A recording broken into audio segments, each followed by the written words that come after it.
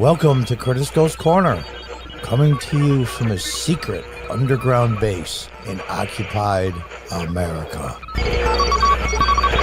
Explosion rocks Kerch Bridge connecting Russia and Crimea. 3 dead, officials say. Russian media reports the fire was caused by a fuel tank caught on fire. This is the kind of thing, the things that happen on occasion that are really accidents. Everybody's paranoid in war. These are the things that escalate an already crappy and dangerous situation. Welcome back, all you thought criminals, and those of you that are new, welcome.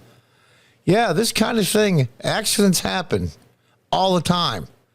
Every highway in the world, United States, everywhere.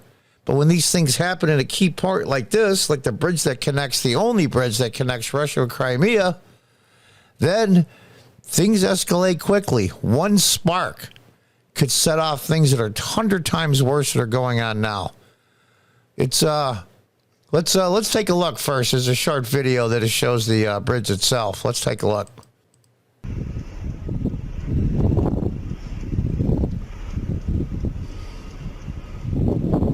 Yeah, look at that thing burn.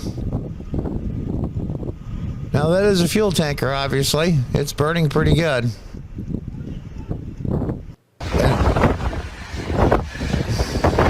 Look at that. That's a fire. So, what's going on? What really happened? Who knows? Because nobody believes anything anymore. Nobody believes our side. Nobody believes their side. Nobody believes Ukraine. Nobody believes Russia. Nobody believes the U.S. Nobody believes NATO. Nobody believes the Europeans.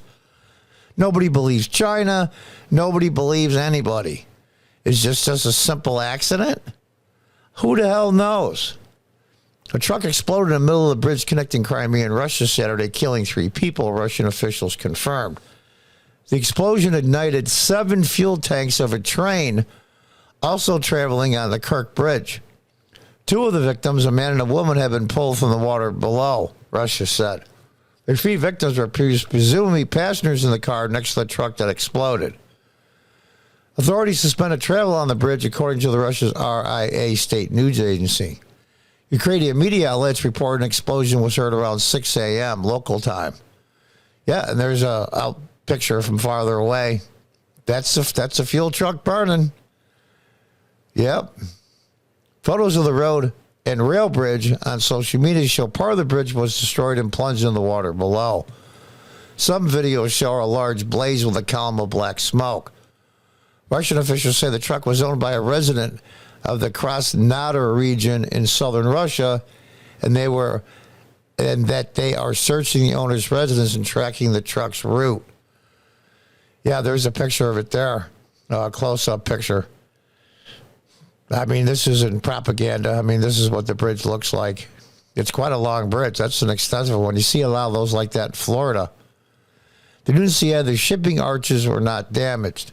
The reports of the fire occurred hours after Russia shelled the eastern Ukraine city of Kharkiv, if I'm pronouncing that right, destroying several buildings and sending towering plumes of smoke in the sky. Authorities did not indicate any casualties in that bombing, and there's the picture of the bridge there. And there's another picture farther away of the bridge itself that connects Crimea with Russia. And Crimea, if you remember, was taken during the Obama administration, and nothing was done. The Kerch Bridge was built after Russia annexed the Crimea Peninsula from Ukraine in 2014. It was officially opened in 2018 to connect Crimea and Russia. Now, I mean, what's really going on here, folks? That's the problem. These things like this that happen as a matter of course, accidents, somebody screwed up, somebody just made a mistake. Maybe there was something wrong with the truck itself. Maybe it had an electrical problem that caused a spark, which caused a fire. But it's at a key bridge in a key place. And that being that every single person in the entire region is paranoid and on edge, these little things that happen as a matter of course can create huge problems later. The war is bad enough. The destruction is bad enough. the trillions of dollars that the U.S. has pumped in there is bad enough. I don't know what's going to happen, but these little things, like, they just ignite a much bigger firestorm. Everybody's worried about tactical nuclear weapons from Russia to save their behinds. I think Russia overextended, but that's another story for another time. Something always will happen, like a Russian soldier will be murdered, or a car will hit a key Russian official or general, and everybody will think it's done on purpose, and it will escalate, and it'll escalate, and it'll escalate. And God knows how many people will die if that happens. Spark World War III? Maybe. Who the hell knows? If you remember, go back and look it up, you younger people.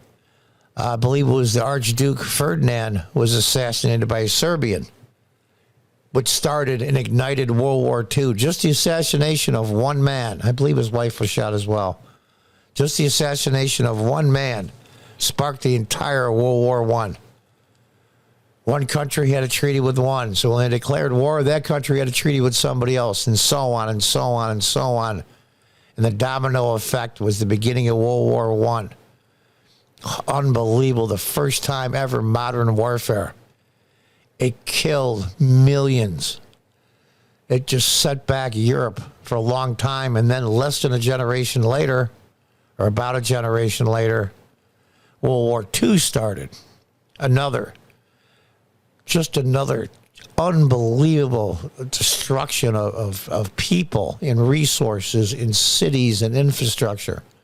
Set back Europe another 20, 30 years, which started the Soviet bloc with all the Eastern European countries under the Soviet Union until the 1990s. And we're still fighting that same war. It's just unbelievable. Some things never change. I think the United States should intervene where it's necessary, but we are militarizing, or I should say, protecting the entire world. It needs to stop.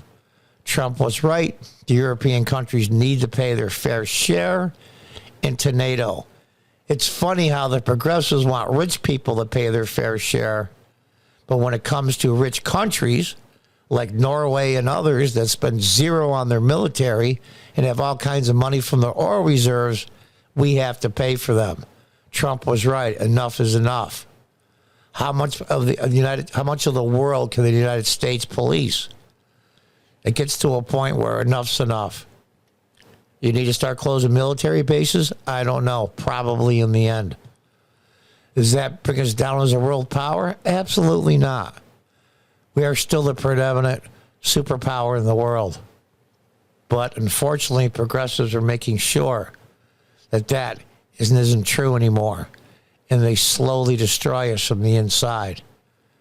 And hopefully November 8th will at least solve that in part. We'll have to see. Everything is connected. These people have been fighting the same wars for 100 years. That has been the key for the success of the United States. Isolation from European conflicts. And here we are again. History might not repeat itself, but it certainly does rhyme. Until the next time, goodbye and good luck.